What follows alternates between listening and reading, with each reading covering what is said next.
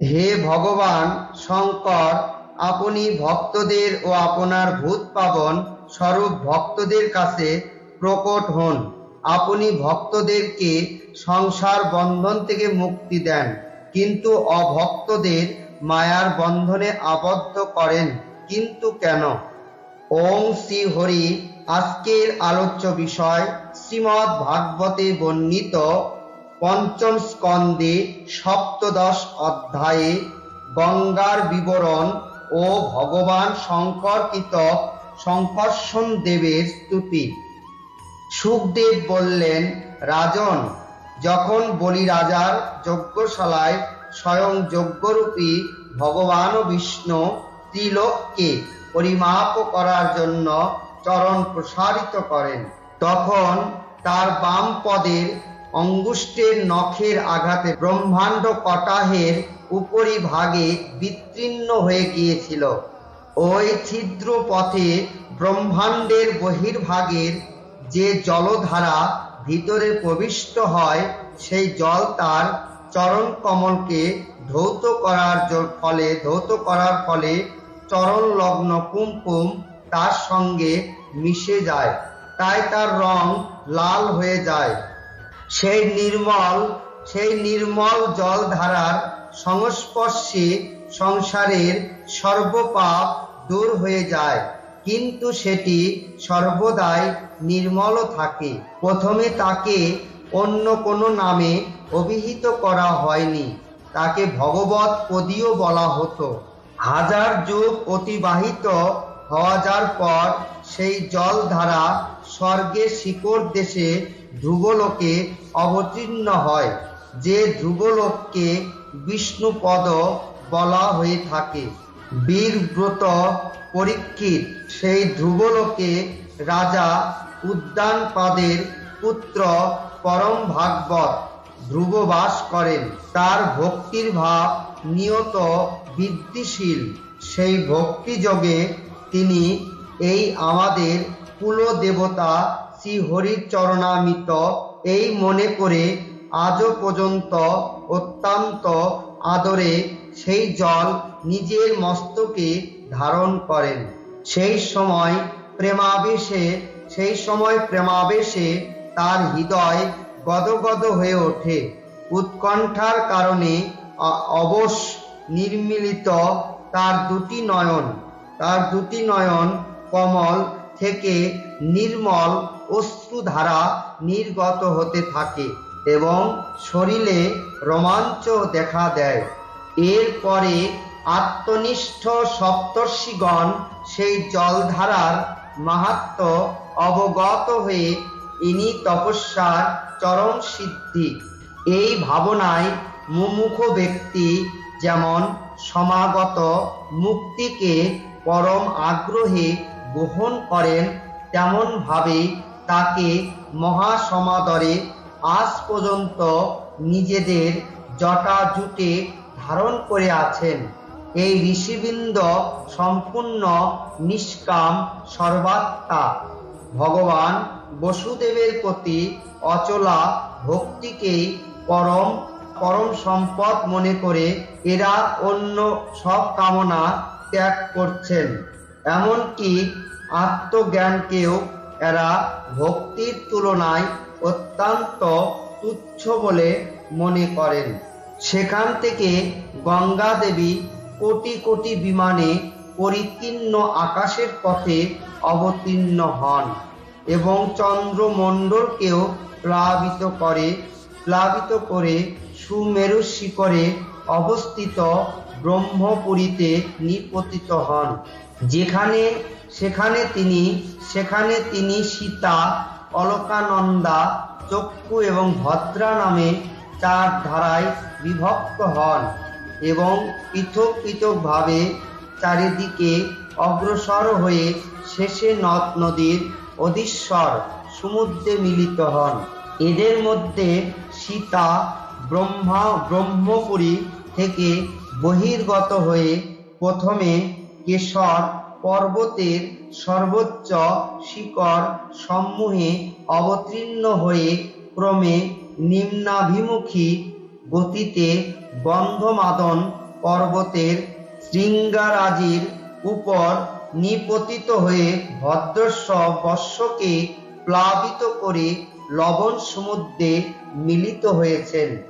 এই প্রকারে চক্ষু মাল্যবানের শিকড় পর্যন্ত অগ্রসর হয়ে সেখান থেকে অবাধ গতিতে কেতুমাল বর্ষের ভিতর দিয়ে পশ্চিম দিকে প্রবাহিত হয়ে সমুদ্রে গিয়ে মিলিত হচ্ছেন।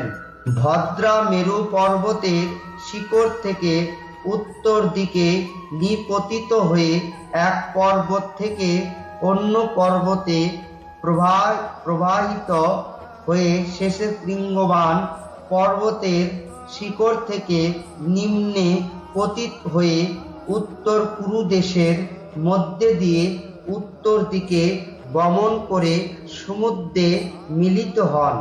অলকানন্দা ব্রহ্মপুরী থেকে দক্ষিণ দিকে পতিত হয়ে অনেক গিরিশৃঙ্গ অতিক্রম করে হিমকূট পর্বতে উপস্থিত হন। সেখান থেকে তীব্র বেগে হিমালয়ের শৃঙ্গসমূহকে ভেদ করে ভারতবর্ষে আসেন। তারপর দক্ষিণ দিকের সমুদ্রে মিলিত হন। এই নদীতে যে সকল ব্যক্তি স্নানের জন্য আগমন করেন তাদের পদে পদে অশ্বমেধ বা রাজসুয়া আদি যজ্ঞের ফল দুর্লভ হয় না। প্রত্যেক বর্ষই মেরু ইত্যাদি পর্বত থেকে শত শত নদ ও নদী উৎপন্ন হয়। এইসব বর্ষের মধ্যে ভারতবর্ষই কর্মভূমি।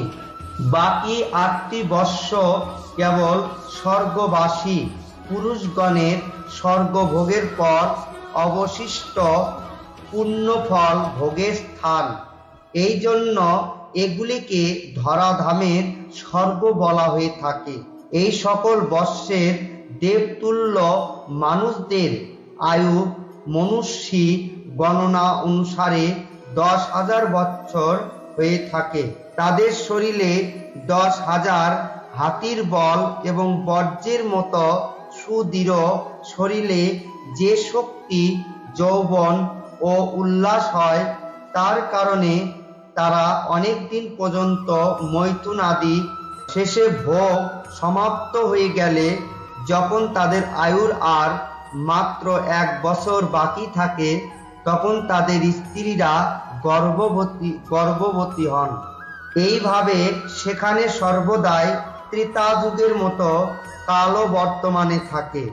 সেখানে এমন আশ্রম, বাসভবন ও বর্ষ পর্বতের উপত্যকা আছে যেগুলির সুন্দর বন, উপবন সব ঋতুর ফুলের গুচ্ছ, ফলে আর নতুন পাতার ভারে অবনত শাখা প্রশাখা ও লতাযুক্ত বৃক্ষাদি শোভাবিত।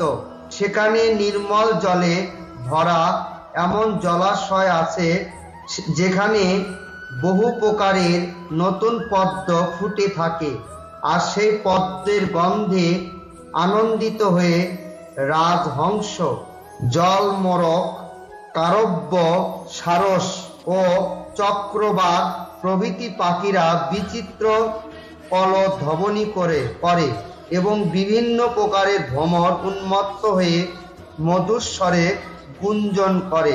এইসব আশ্রম, ভবন, পর্বত, কন্দর ও জলাশয়ে দেবেশ্বরগণ পরমা সুন্দরী দেবাঙ্গনাথের কামে মত্ত সূচক হাস্য বিলাস এবং নীলা কটাক্ষে আকৃষ্ট চিত্ত ও আকৃষ্ট নেত্র হয়ে তাদের সঙ্গে জলক্রীড়া প্রভৃতি বিচিত্র বিনোদে স্বচ্ছন্দে বিহার করেন এবং সেখানে তাদের মুখ্য সেবকগণ নানান উপাচার দ্বারা তাদের সেবা সম্মানাদি করেন।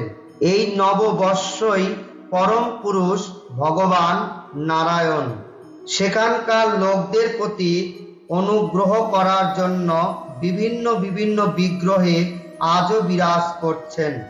ইলাবৃত্ত বর্ষে একমাত্র ভগবান শঙ্করী পুরুষ।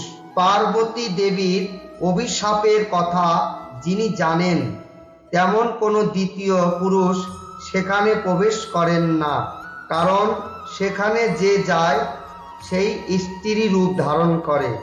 এই প্রসঙ্গ আমি পরে নবম স্কন্ধে আলোচনা করব। সেখানে পার্বতী এবং তার অধীন সহস্র অভূত সাংখ্যক দাসী দ্বারা সেবিত ভগবান শঙ্কর, পরম পুরুষ পরমাত্মার বসুদেব, প্রদম্ব, অনিরুদ্র ও শঙ্কর্ষণ নামক চতুর্বৃহৎ মূর্তির মধ্যে নিজের কারণ স্বরূপ শঙ্কর্ষণ নামক তপ প্রধান চতুর্থ মূর্তিকে ধ্যানে ধৃত মনোময় বিগ্রহ রূপে চিন্তন করেন এবং এই মন্ত্র উচ্চারণ পূর্বক এই প্রকারে স্তুতি করেন।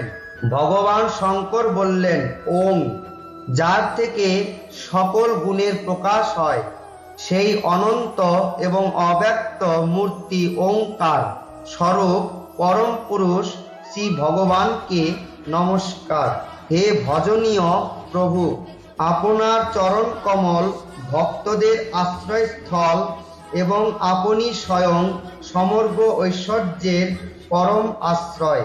আপনি ভক্তদের সামনে আপনার ভূত পাবন স্বরূপ পূর্ণরূপে প্রকট করেন এবং তাদের সংসারের বন্ধন থেকেও মুক্তি দেন, কিন্তু অভক্তদের বন্ধনে আবদ্ধ করেন। আপনি সর্বেশ্বর, আমি আপনাকে ভজনা করি।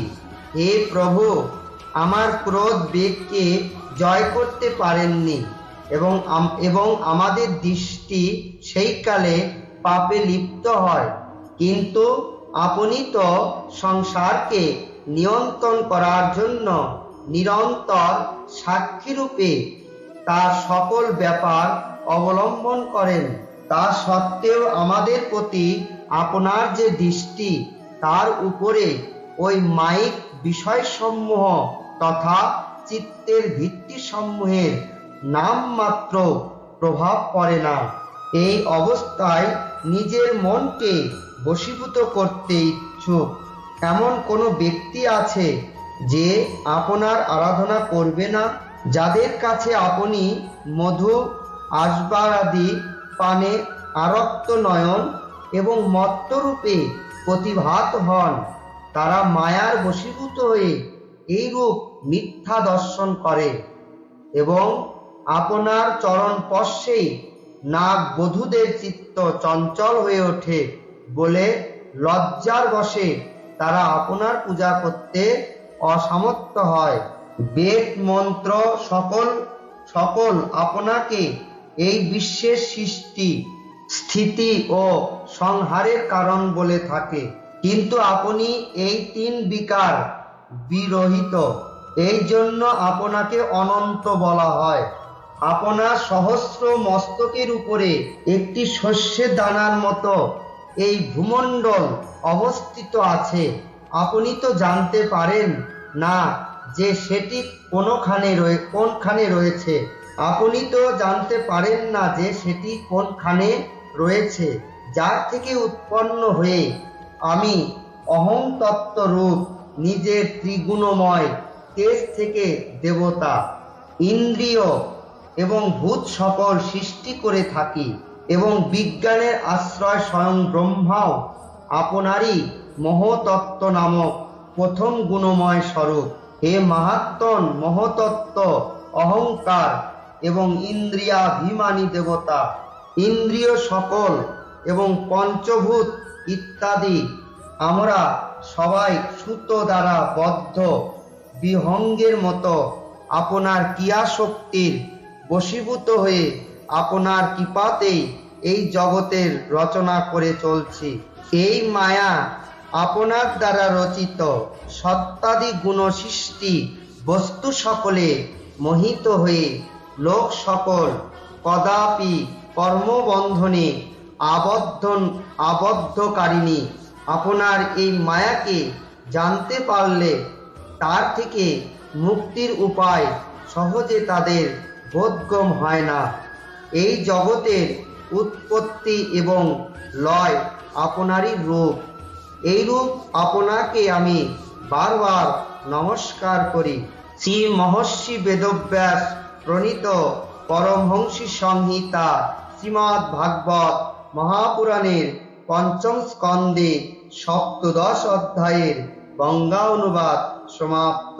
ওম হরি ওম তৎসৎ। ওম হরি ওম তৎসৎ। ওম হরি ওম তৎসৎ।